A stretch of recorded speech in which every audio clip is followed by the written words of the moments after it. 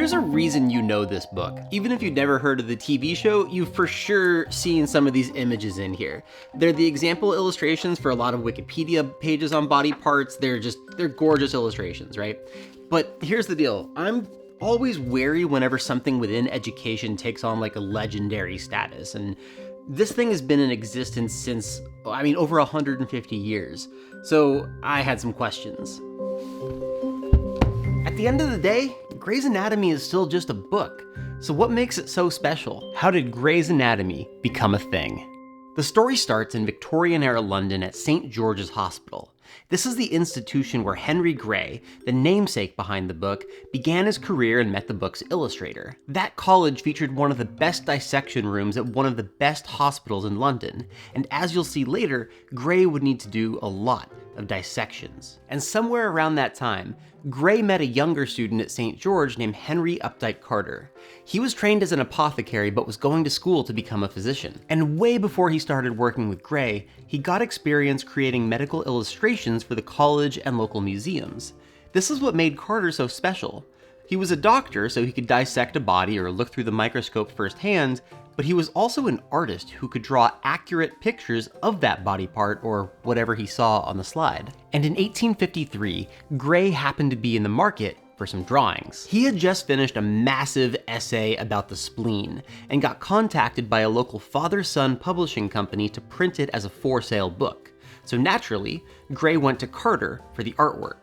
And surprise, a 300-page book about the spleen did not sell very well. So the publishers actually took a financial hit on that book, but it did start a working relationship with both Grey and Carter for future projects. And a few years later, they came back to them with the idea for a little textbook. The plan was simple: make a high-quality general anatomy textbook that would actually sell. This book would be a manual for surgeons, so it had to be big enough to read at a distance, but small enough to fit in the operating room. At the time, most textbooks used tiny pictures with lots of wordy footnotes, so to take advantage of the page real estate, the illustrator would need to draw enormous pictures and use captions that fit around them.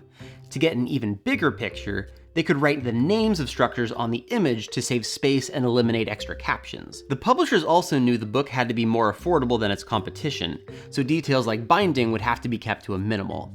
Nothing fancy, just a high-quality book that students would want to buy.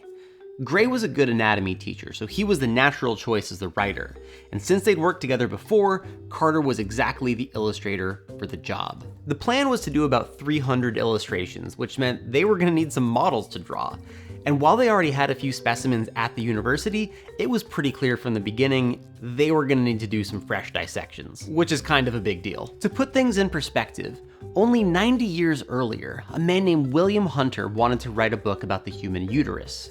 He got 14 bodies over the course of 25 years. To hit their deadline, Grey and Carter would have to make their drawings and dissections in 18 months. They would be able to recycle some content from the college, but they still needed fresh bodies. Which begs the question, just how do you get a dead body? In the 1700s, England passed legislation that said doctors could only use convicted murderers for dissection after they'd been hanged. But thanks to all these medical schools popping up, the number of corpses needed outgrew the number of corpses available. This gave rise to resurrectionists, men who dug up freshly buried bodies and sold them back to medical schools. And as you can imagine, people weren't exactly down with this rise of grave robbing, so they pressured the government to change the law, and in 1832, Parliament passed the Anatomy Act. As long as a patient's family didn't object within 48 hours, universities could take a corpse directly from hospital bed to dissection table. It gave students a fresh body to work on and eliminated the market for grave robbers. If the phrasing of that law sounds a little suspect, it's because it was. Like, how long did families have to claim their bodies? Does the 48-hour timer start after death or after the family had been notified? What about people with no families? Like, what if you were found dead in the workhouse or homeless on the street in the middle of winter? This new legislation put bodies on dissection tables, but it did so at the expense of the poor and disadvantaged. And Grey was able to use this broken pipeline to get plenty of bodies. As a physician, he made decisions about where bodies went after pronouncing them dead. And while I'm not making any judgments, some historians suspect that he used more bodies for dissection than his documentation shows. So that became the routine.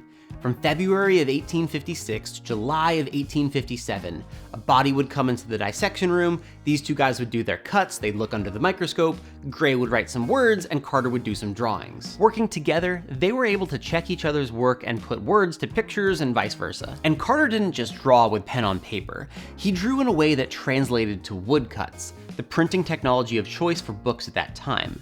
That might seem like an unimportant technique, but it helped eliminate middlemen, which ultimately kept the cost of the book down.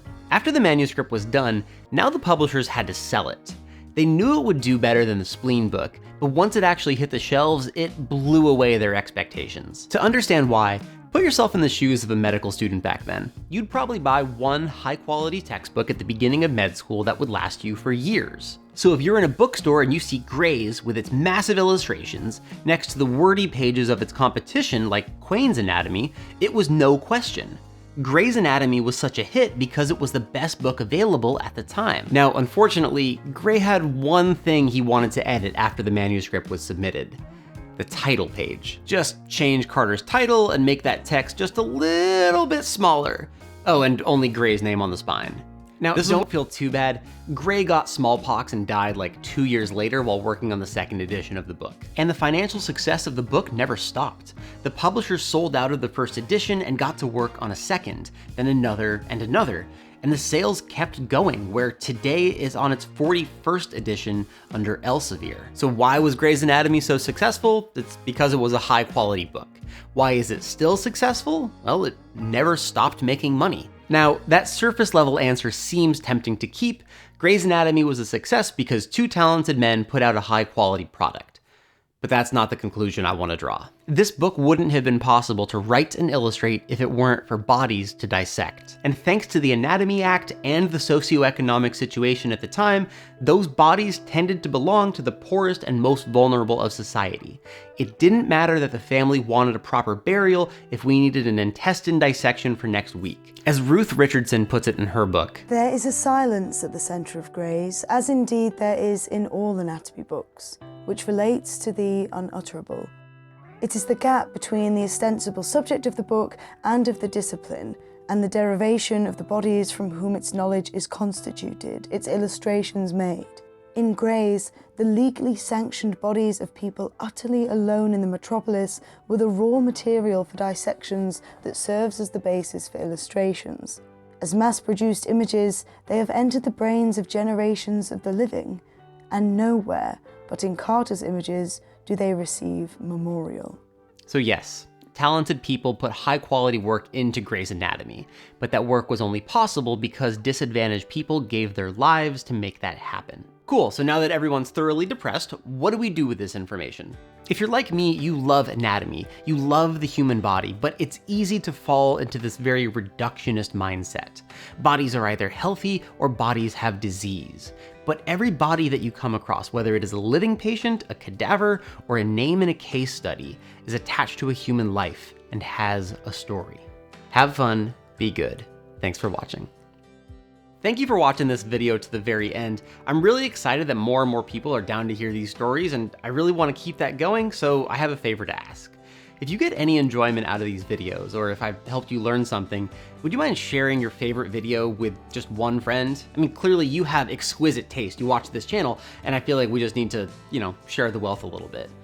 Alternatively, if you want to share the social media thing, all of my handles are @PatKellyTeaches. If you want to hear more medical history, you can go ahead and click on that playlist right there. And of course, subscribe. Patreon's right here. Thanks again for watching. This is a lot of fun. Thank you, everybody.